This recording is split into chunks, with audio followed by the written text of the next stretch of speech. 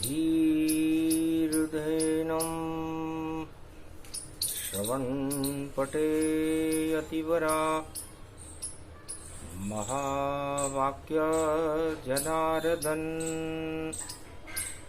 सच्चिदानन्दत्वं शरणं व्रजेश यादवेन्द्रं दयादाता पुण्डरीक्षा क्षीरसागरशयनं कमलनयनं नमस्तुते नमामि श्रीहरि। धैर्य से जिसको धारण किया जाता है, कर्णपटुओं से जिनका पान किया जाता है, ऐसे सच्चिदानंद भगवान श्री यादवेंद्र सरकार को मैं नित्य ही चिंतन करता हूँ, नमन करता हूँ। जिनको नमन करने से मंगलादि मंगल तो हो ही जाते हैं, साथ ही में बहुत बड़ा बल मिलता है मनुष्यों। वाणी ब्रह्माणी करो वाणी पर नितवास, राम कथा वर्णन करूं पूरण करु महाआस। कलयुग रूप त्रयोदशी छाई, सोमवार प्रगटी महामाई। शिव शक्ति जगदम्ब भवानी, करो कृपा भारत महारानी।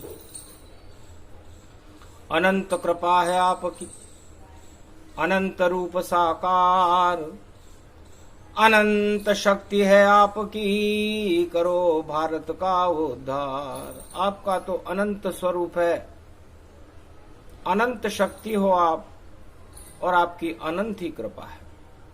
अनंत स्वरूप और अनंत शक्ति की दात्री महारात्रि, कालरात्रि, त्रिलोक रात्रि और महाशिवरात्रि का प्रागट्य स्वरूप कलयुग में भादो शुक्ल पक्ष त्रयोदशी को भारत में हो रहा है। कैलाश पर उछाल छाया हुआ है, क्योंकि नारायण भगवान का प्रागट्य, अनंत नारायण का जन्म होने वाला है मंगलवार को, और नारायण के अनंत ही रूप हैं। उनका कौन सा स्वरूप, कौन सी शक्ति किस युग में प्रकट हो जाए, इसे वेद भी नहीं जानते। सरस्वती भी नेति नेति कहकर मौन हो जाती है, ब्रह्मा श्रुतियां भूल जाते हैं।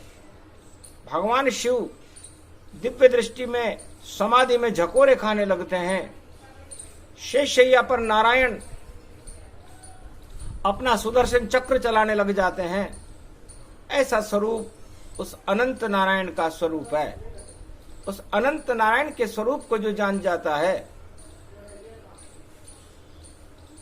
उसका हो जाता है, और जो उससे दूर हो जाता है वो 84 लाख योनियों में भटकता रहता है, और ये भटकन चारों युगों में चलती रहती है। ये मृत्युलोक है, इसमें मृत्यु ही सत्य है, ईश्वर तो असत्य जैसा प्रतीत होता है।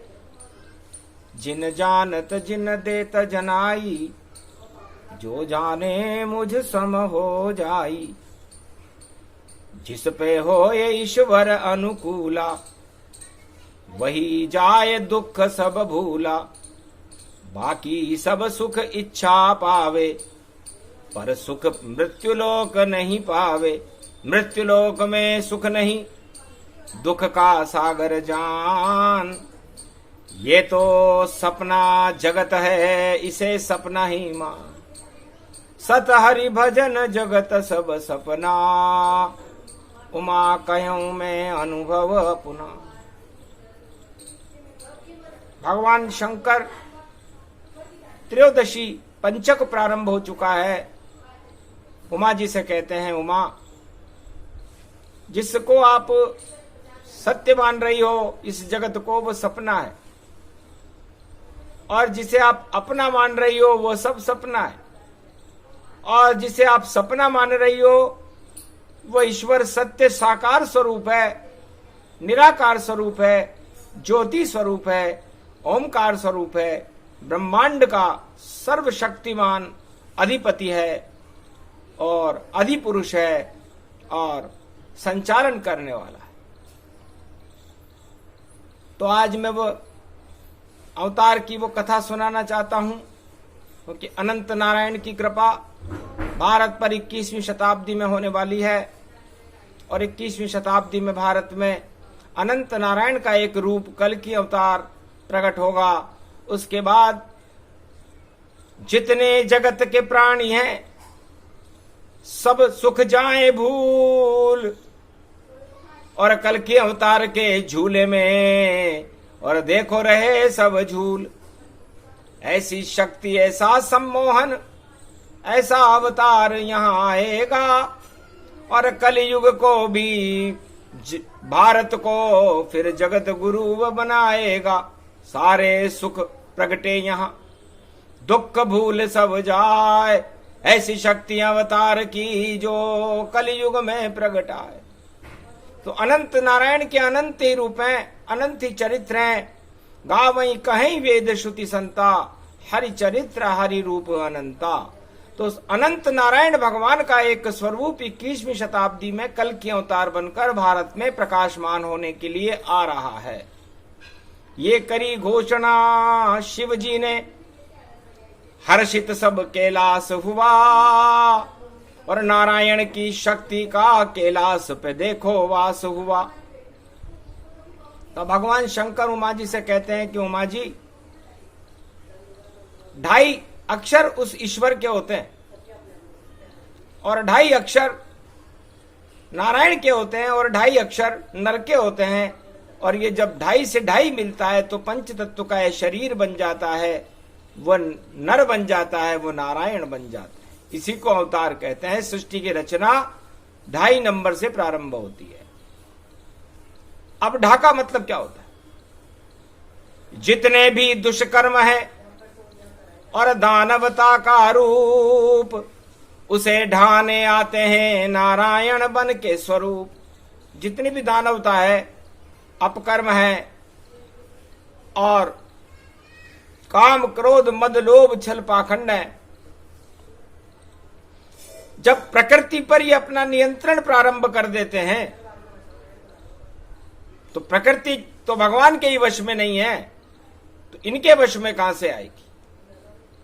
तो भगवान मानवता का स्वरूप धारण करके प्रकृति की आराधना करने के लिए भारत में अवतार बनकर प्रकट होकर के मानवता के मार्ग पर सारे संसार को चलाने के लिए अवतार धारण करते हैं। बड़ी श्रृंखला है अवतार की, और कहां तुझे मैं समझाऊं, छोटा सा प्रसंग सुनाता हूं, और मैं इष्ट देव गति को पाऊं।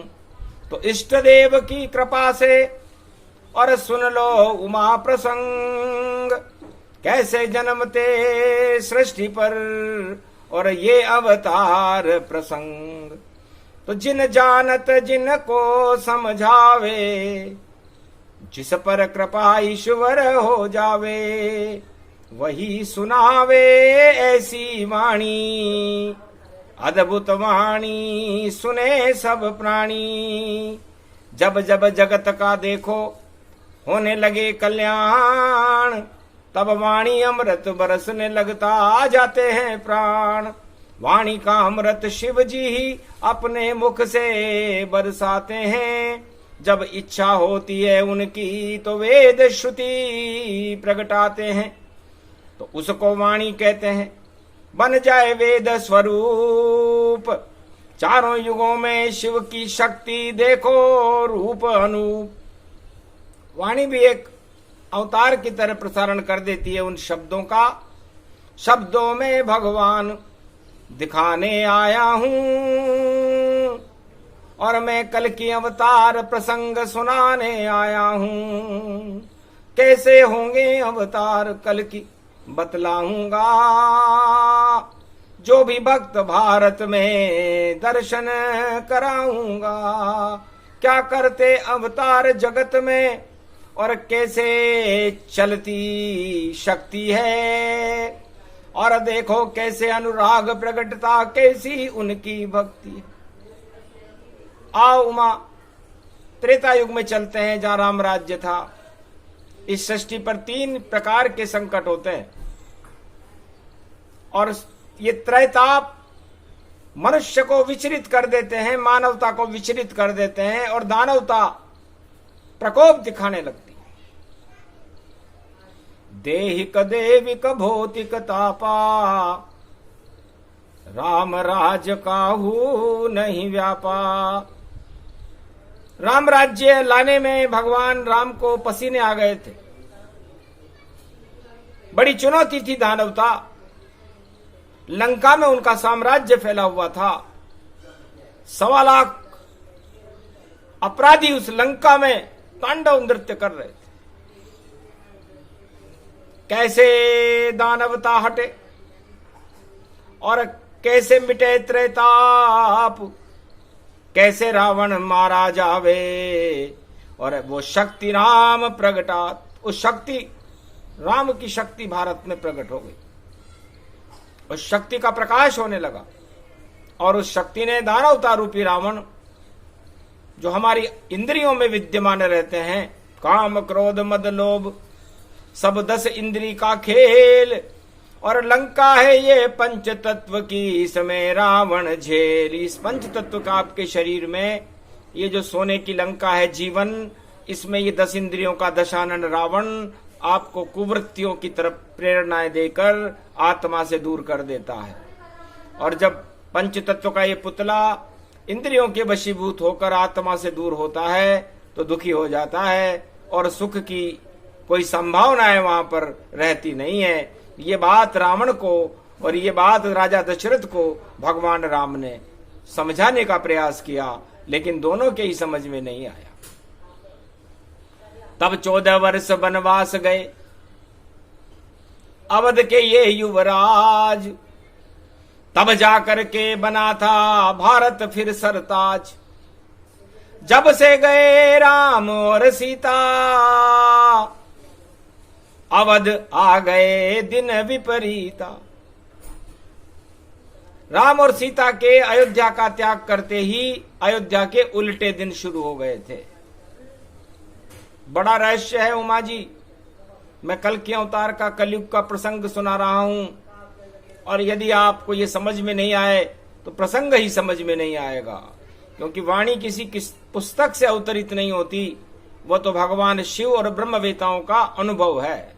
और उस अनुभव को जब उनकी इच्छा होती है, मौज होती है भोलेनाथ की, तब सुना देते हैं और वाणी उसका माध्यम बन जाती है। तो आत्मा और मन, माया रूपी सीता मन थी और ब्रह्म रूपी आत्मा राम जी थे। उन्होंने इस पंच तत्व की अयोध्या को छोड़ दिया, जहां लोग अपने राज और ताज के लिए संघर्षरत थे। अपनी खुशियों में ही अपनी खुशियां ढूंढ रहे थे। तो पंच तत्व तो पुतला मिट्टी, नहीं यहां कोई ताप।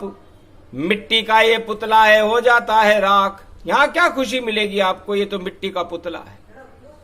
और इस मिट्टी के पुतले में से यदि हम राम और सीता को अलग कर दें, माया और ब्रह्म को अलग कर दें, तो निर्जीव समान देह तुम्हारी और जीवन मूर्छित जिंदगी, सारी सारी जिंदगी बेकार हो जाएगी।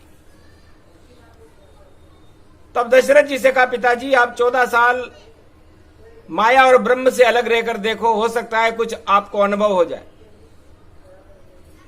और कैकेयी की भी इच्छा थी कि इस माया और ब्रह्म को अयोध्या से अलग करके हम अपना साम्राज्य चलाकर तो देखें। जैसी इच्छा कैकेयी की थी। कैकेयी का मतलब होता है आपके किए गए कर्म आपको शुभ इच्छाओं से दूर कर देते हैं, और हर मनुष्य के दुख का कारण कैकेयी है। आपके द्वारा किए गए कुकर्म हैं। शुभ कर्म तो आपको राम और सीता से मिला देंगे। तो शुभ कर्म थे भील कोल किरात भील वनवासी, मिल गए माया ब्रह्म प्रकाशी। 14 वर्ष अवध और गए राम सिया लखन वनवास। अंधकार अवध में हुआ और जंगल हुआ प्रकाश। तो राम राम कह राम गए सुरधाम। राम देत नहीं बनत गुसाई, बोले वचन कृपण की नाई। दशरथ ने उस राम को नहीं दिया विश्वामित्र हाथ, और वाणी करने लगे दशरथ, राम देत नहीं जात। राम को देने की हमारी इच्छा नहीं है, चाहे पूरी अयोध्या दे दें। और उसी दशरथ ने मक्खी की तरह राम और सीता को और लक्ष्मण को अयोध्या से बाहर निकालकर फेंक दिया। बताओ कितनी दुरंगी बात कही दशरथ जी ने। उसका परिणाम, जैसे ही मां की समघृत से राम सिया निकलाए, मृत्यु आ गई दशरथ की, फिर राम देखो नहीं पाए। हुआ अवध शोक अंधियारा, झंडा झुक गया अवध का सारा। शोकाकुल अवध हो गई, नहीं राम प्रकाश। सारी अयोध्या हो गई पल भर में ही उदास। तो आत्मा और मन को जब वनवास हो जाता है, जब आदमी उनकी बातें मानना बंद कर देता है, उनके स्वभाव को भूल जाता है, तो अयोध्या शोकाकुल होकर के अंधकार में हो जाती है। तो वो अयोध्या ही बेकार, वो राम राज्य बेकार, जिसमें राम सीता और लक्ष्मण भरत शत्रुघ्न नहीं हो। और वह सुख 14 वर्ष तक कौल किरात भील वनवासियों ने प्राप्त किया, ब्रह्मवेताओं ने प्राप्त किया, साधु संतों ने प्राप्त किया, और रावण ने अपनी जीवन लीला का अंत करने के लिए आखिर में उस राम को ही प्राप्त किया कि राम युद्ध बिन हो नहीं, भला लंक का जान। मारो तीर रघुनाथ जी, रावण खड़ा सम्मान। आपके सामने दशाधिपति लंकाधिपति दशानन रावण खड़ा हुआ है। सोने की लंका का मालिक होकर भी बड़ा शोकाकुल है। मुझे तो अच्छा नहीं लगा कलयुग का ये राजताज, ये सिंहासन, क्योंकि मैं शोकाकुल हो चुका हूं। इस लंका की 4 दीवारी में बंद होने के बाद मैं अपने आप को घुटन महसूस कर रहा हूं। आप मुझे जीवन मुक्त करो और इस लंका से बाहर निकालकर इस लंका का कल्याण करो। अब तारो न तारो ये तुम्हारे हाथ है, गर न तारोगे तो बदनामी तुम्हारी नाथ है। तब तरकश से तीर एक राम निकाला आता है। 32 तीर मारे गए थे, क्योंकि रावण के 32 दांत थे। तो एक एक तीर से तोड़े दांत तमाम, दानवता के दांत टूटे तब मिल गए रावण राम। तो 32 ही कोई तोड़ा गया था। सिंहासन 32 ही उसे ही कहते हैं जो विक्रमादित्य भी उस पर बैठकर अपना भूत भविष्य वर्तमान बताते थे रावण की कृपा से। रावण ज्योतिषाचार्य था, ये राज भी आज खोल देते हैं। तो उसके 32 दानवता के दांत जब टूटे तब जाकर के उसे राम मिले थे। और कलयुग में आप कल की अवतार की बातें कर रहे हो, हमें मिल जाए, कब पैदा होंगे, वो कौन सी तिथि है, ऐसे होंगे, नीले घोड़े पर आएंगे, ऐसे करेंगे, वैसा करेंगे। ये सब कपोल कल्पित बातें, शिव जी इसे नहीं सुनाते हैं। जब देते हैं वह ज्ञान शक्ति का तो राम प्रकट हो जाते हैं। तो खड़े हमारे सामने बिन जन्म में कल की अवतार, कैसे करोगे आप कलयुग का उद्धार। तो भगवान कल के अवतार जो अनंत नारायण का स्वरूप थे, गणेश जी में विद्यमान थे उस समय, क्योंकि गणेश जी का जुलूस निकल रहा था। गणेश जी शिव जी के पुत्र थे। और जब नारायण पाताल से मृत्युलोक में आते हैं तो दरिद्री होते हैं, क्योंकि वहां वो चौकीदार बनकर खड़े रहते हैं। और चौकीदार दरिद्री होता है, क्योंकि उसे श्रम करना पड़ता है, अपने मालिक की हर आज्ञा माननी पड़ती है, इसलिए उसका तो कोई अस्तित्व ही नहीं होता।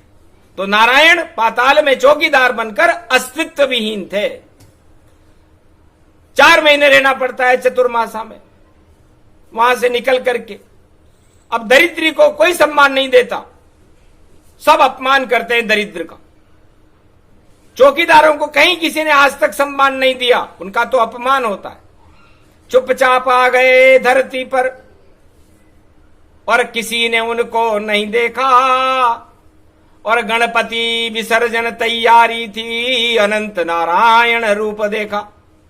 तो गणपति के संग में और घुल मिल तन तन जाए, सारा दरिद्र भारत का करे विसर्जित जाए। तो दरिद्र को हटाने का काम गणेश जी करते हैं, रिद्धि सिद्धि के भंडार बढ़ने का काम गणेश जी करते हैं। तो नारायण गणेश जी में प्रवेश कर जाते हैं, दरिद्र समाप्त हो जाता है, और पुष्पक विमान में बैठ करके और नारायण बैकुंठ को अनंत चतुर्दशी को प्रस्थान कर जाते हैं, और उसके बाद 8 महीने बैकुंठ में क्षीर सागर में शयन करते हैं। तब कल की प्रगटे भगवाना, कैसे करो कलयुग कल्याणा, कुछ तो ज्ञान हमें बताओ, वाणी थोड़ी हमें सुनाओ। तब कल की भगवान कहने लगे, कलयुग की तो काली मां है, और मैं भी कलंक की अवतार हूं। ये सारे कलयुग के कलंक मेरे माथे पर लूंगा, न राज लूंगा, न ताज लूंगा, न सिंहासन का मैं साज लूंगा, फिर भी मैं तो माथे पर अपने भक्तों के सब कलंक लूंगा। तो जितने कलंक अशुभ कर्म है उनको मस्तक ले सजाए, ऐसा राज मुकुट बन जाए मेरा, फिर उसको कौन हटाए। तो कलंकों का राज मुकुट होगा कलंकी अवतार का, क्योंकि इतने कलंक मुझ पर लग जाएंगे कि कलकी से कलंकी हो जाऊंगा। लेकिन चिंता नहीं मुझे, क्योंकि समर्थ मैं भगवान, सारे कलंक पल भर में ही और कर दूं मैं शमशान। तो कलंकों को हटाने में मुझे एक पल लगेगा। अब ये कलंक पैदा किसने की? ये कलंक इस जगत के प्राणी ही खुद अपने अंदर पैदा करते हैं, और काम क्रोध मद लोभ छल पाखंड के और विष पंच तत्व में भरते हैं। तो भरते भरते गले तक और फैल गया विष जान, कोराना उसको कहे और बोले शिव भगवान। ये जहर है जिसे सारे जगत के लोगों ने गले तक भर लिया, अपने स्वार्थों का जहर है ये, इसे रावण कहते हैं। अब केवल मस्तक पर आना बाकी है, और जैसे ही ये जहर मस्तक पर चढ़ेगा सारा संसार शून्य सार हो जाएगा। सोचो कैसी इच्छाएं आपकी जो भर लिया जहर तमाम, और राम याद नहीं किया किसी ने, इसलिए काम तमाम। राम को याद कर लेते तो आपका काम तमाम नहीं होता, क्योंकि टीका इसका नहीं मिले और जहर हटा नहीं कोई पाए, कितने भी उपचार कर लो पर जहर न हटने पाए। तो मृत्युलोक के जहर हटाने श्री कल के अवतार पधारेंगे, और विज्ञान अज्ञान और ज्ञान इन 3 त्रिपुटी वात पित्त और कफ, यह आयुर्वेद का वेद मंत्र है। जब इनमें असंतुलन हो जाता है तो रोग पैदा हो जाता है। कार्यपालिका व्यवस्थापिका और न्यायपालिका में जब असंतुलन पैदा हो जाता है तो अन्याय हो जाता है। आपके शरीर में वात पित्त और कफ बढ़ते ही आप बीमार हो जाओगे। तो बताओ, भगवान ने थोड़ी किया आपको बीमार, ये असंतुलन आप खुद पैदा करते हो और हटाने के लिए भगवान को बुलाते हो। तो आपने भगवान से पूछ करके ये असंतुलन पैदा किए थे क्या? तब उत्तर आया नहीं। तो फिर भगवान को क्यों याद कर रहे हो कि महाराज सुनो फरियाद, और भूल गए जंजाल में हम, और कलयुग में कंकाल बने, और देखो हाल हमारा ये। हंसने लगे कल के अवतार तब, चिंता करो कछु नाय, ज्ञान विज्ञान और अज्ञान को समरथ देव हटाए। तो विज्ञान में भी विकृतियां होती हैं। अज्ञानता में ज्ञान नहीं होता और जिसमें ज्ञान होता है वो दिखाई नहीं देता। इसलिए सत्य का प्रकाश फैलाने के लिए नारायण भारत का उद्धार करने के लिए तीनों जगत गुरुओं के साथ प्रवेश कर रहे। छोटा सा ही रूप है, छोटी सी ही चाल, छोटा बनकर आया हूं, कालों का मैं कालों का भी काल हूं, महाकाल का भी काल हूं। छोटा सा ही स्वरूप है मेरा, लेकिन मेरा ये छोटा स्वरूप अणु से बड़ा होता है। विज्ञान के पास अणु विज्ञान अणु पे इतराता है और मिसाइल रॉकेट से वो मंगल लोक को जाता है। पर हाथ नहीं कचूस के लगे और घूमत खाली जाए, दोनों हाथ खाली उसके और बम पर रहा इतरा है। उस एटम बम अणु पर इतरा रहा है।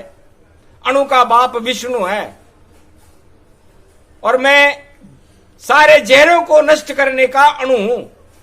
तो मेरा नाम है विष्णु। विष मन जहर होता है और जो सारे त्रिलोक के जहर हटा दे। बताओ अणु बड़ा कि विष्णु बड़ा? तब मार्कंडे ने कहा महाराज विष्णु बड़े। तो सोचो विष्णु इस समय कहां है? महाराज गणपति के मस्तिष्क पर सवार है। मार्कंडे आप ये कहना चाहते हैं कि बुद्धि के ऊपर सवार है। तो बुद्धि के ऊपर हाथी गणेश जी का द्योतक चिन्ह है और हाथी पर राजा की सवारी होती है। तो गणेश गजानंद रूपी गज के ऊपर भगवान विष्णु की सवारी है। तो सोचो शुभ शगुन है। गर कलयुग में अनंत चतुर्दशी को रस्ते में हाथी मिल जावे या बाएं हरणी दाहिनी जावे या गो पंडित वत्सल मिल जावे या देखो मिल जाए दूध और धारी या मिल जाए सुंदर नारी, सारे ही शुभ शगुन है। शगुन हो गया ताय। और ऐसे शुभ शगुन में अनंत चतुर्दशी की बेला में क्यों नहीं कल के अवतार प्रगटाए? तो कल के अवतार का प्रागट्य भारत में निश्चित होगा, क्योंकि काम क्रोध मद लोभ की लगी हुई है आग। और देखो कलयुग में चले कोराना का राग, सियावर रामचंद्र शंकर हरि 2020 प्रगटाई, पर राग कोराना बंद नहीं पाई। खप गए मर गए सब, चक्कर खा गए सारे, इधर उधर घूम रहे हैं देखो मारे मारे। कोई कहे मैं टीका बना दूं और कोई कहे क्वारंटाइन, कोई कहे करे क्या क्या है और कैसा मेरा हिंदुस्तान। आयुर्वेद भी चुप बैठा है और देखो चुप सारा विज्ञान, और इधर उधर सब भटक रहे हैं कलयुग में सारे इंसान। ऐसी महामारी फैली है इसको कोई हटा नहीं पाए। कलयुग में बस आए अवतार कल की ओर, सारी महामारी देत हटाए। तो प्रसंग जहां से प्रारंभ किया था उमा जी, वहीं से प्रारंभ करते हैं कि देहिक देविक भौतिक ताप है और इसको नारायणी हटाते हैं, कोई मनुष्य नहीं हटाता। आज तक का इतिहास है विश्व का चारों युगों में। तो इस समय देहिक देविक और भौतिक तापों से सारा संसार पीड़ित लगता है और इस पीड़ा को भगवान समझ रहे हैं। अनंत नारायण गणेश जी ने सीधी खबर कर दी नारायण को कि महाराज पधारो, अब बस नहीं चलता सृष्टि पर, सारे ही महारथी फेल हुए। अब प्रगटो नारायण आप यहां और हम सारे ही दुख झेल रहे। ये कैसे कलयुग की छाया जहां दुख ही दुख दिखाता है और भगवान नाम का द्योतक चिन्ह नजर नहीं कोई आता है। धर्म गया पाताल में और आप पातालन से आए, अधर्म की ध्वजा लहरा रही है, इसको कौन हटाए।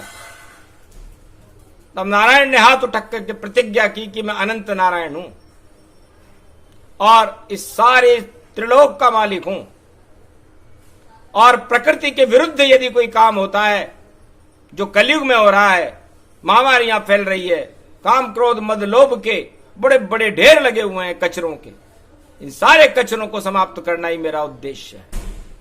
और मैं एक साधारण मनुष्य बनकर के इस चुनौती को स्वीकार करने के लिए भारत में 21वीं सदी में प्रवेश कर रहा हूं।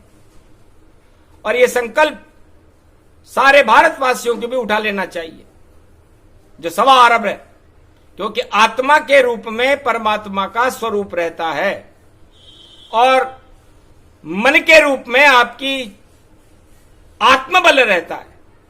तो इस आत्मबल माया सीता और ब्रह्म बल राम, इन दोनों के अंदर आप इच्छा प्रकट करो कि हम भी ईश्वर जैसे ही हैं।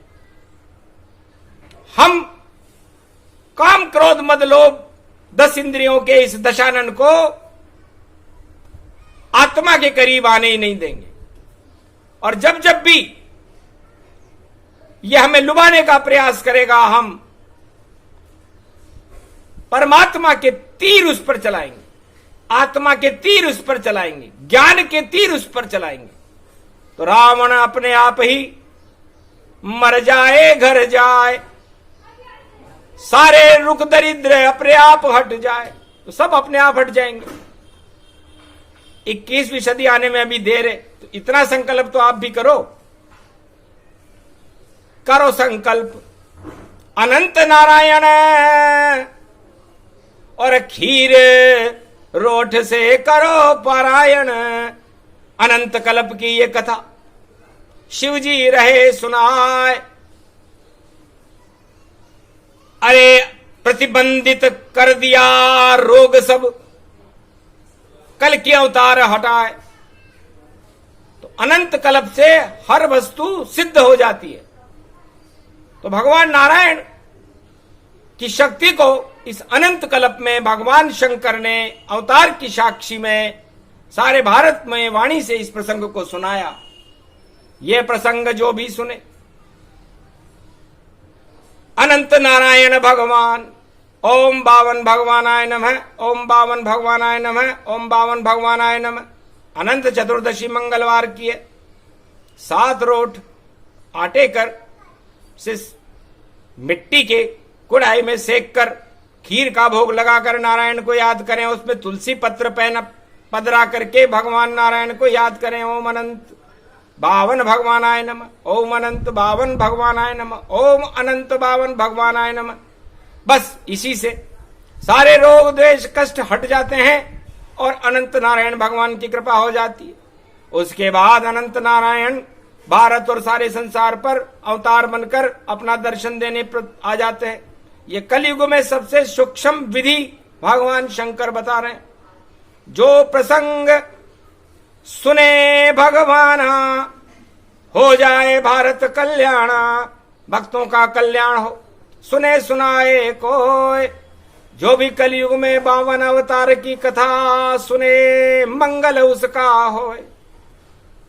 तो अनंत नारायण की अनंत कल्प की चरित्रावली है कल की भगवान की।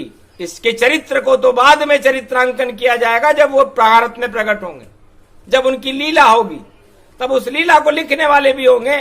कल की रामायण अलग आएगी, उस समय आएगी जब उनका जन्म होगा। अभी तो उनके चरित्र को चरित्रांकन करके अनंत नारायण के स्वरूप को, अनंत स्वरूप को और अनंत कृपा दिलाने के लिए भगवान शिव ने एक छोटा सा प्रसंग उमा जी को सुनाया। अद्भुत रूप प्रसंग था। मानवता का ज्ञान, दानवता सब नष्ट हो, बोले शिव भगवान। अनंत शक्ति सेना को मिले और किसान मिल जाए, और भारत में 1.25 अरब को धन धान्य भंडार सभी भर जाए, और गरीबी देश की हटाए अनंत भगवान।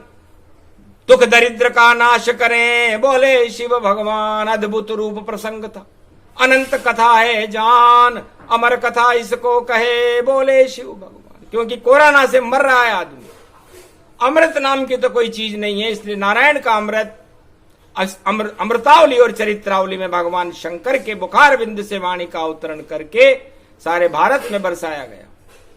इस अनंत कल्प को सुनने से भारतवासियों का और भारत देश का कल्याण होकर के भारत विश्व का जगत गुरु बन जाता है। विश्व की कृपा और अमृत कृपा उनको मिलने लग जाती है जो ये प्रसंग सुनते हैं। ईश्वर की कृपा के बिना इसे सुनना संभव नहीं। जय जय जय अनंत भगवान, कृपा करो कर दो कल्याण, शिव तन रूपक आज सुनावा, कृपा नारायण की प्रगटावा। शंभु और शिव सुने भवानी, नारायण प्रगटे गतिमानी, और कल की अवतार का दिव्य स्वरूपा, और ऐसे होगा कल की रूपा। ये कल की अवतार का प्रसंग सुने सुनाए कोय, मंगल भारत का होए और भक्तों का भी होए। जय अनंत भगवान की।